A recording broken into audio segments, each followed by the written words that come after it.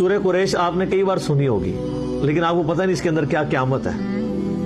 یہ قرآن کی وہ صورت ہے، میں جتنی بار پڑھتا ہوں نا میرے پہ وجد طاری ہو جاتا ہے، میں اس زمانے میں پہنچ جاتا ہوں کہ کس لیول پہ جا کے اللہ تعالیٰ نے اس قوم کو، جن میں قریش کے اندر ہی پیغمبر کو بھیجا ہے، اور اس قریش کی قوم کو اللہ نے تیار کیا ہے دنیا کی امامت کے لیے۔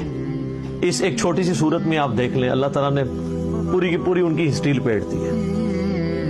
کیا سوز و گداز ہے! یہ تو قریش کے لوگ جب یہ صورت سنتے تھے تو پھر ان کی چیخیں نکلتی تھی کہ اللہ ڈائریکٹ ہم سے مخاطب ہو رہا ہے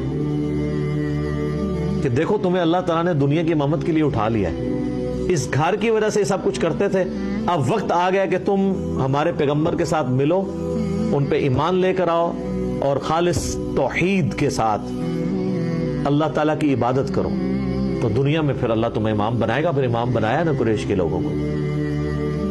ایمان تو آخر میں لے کے آئے ہیں، کچھ لوگ شروع میں آگے، لیکن پھر حق ادا کیا ہے، اس میں کوئی شک نہیں ہے۔ تو یہ جناب سورہ قریش ہے۔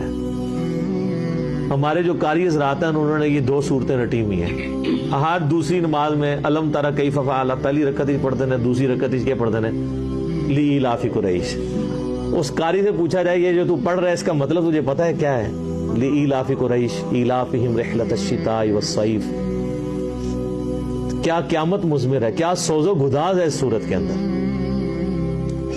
ایک یہ صورت ہے، اور دوسری انشاءاللہ اگلی دفعہ آئے گی اذا جاء نصر اللہ والفتح، جس میں نبی علیہ السلام کی وفات کی خبر اللہ تعالیٰ نے دے دی کہ اب نبی نے اپنا کام پورا کر دیا ہے اور لوگ گروہ در گروہ دین میں داخل ہو رہے ہیں، اب نبی علیہ السلام کی دنیا سے رخصت کا وقت۔ یہ دو صورتیں انتہائی سوز و گداز والی صورتیں، لیکن اس کے لیے جسے اسلامک ہسٹری پتہ ہے، جسے پتہ ہے کہ یہ دعوت کیسے اٹھی ہے اور چھا گئی ہے پوری دنیا کے اوپر، گراس روٹ لیول سے اٹھ کے چند لوگوں کے ذریعے اللہ تعالیٰ نے پوری دنیا کے اندر تبدیلی لے کے آیا۔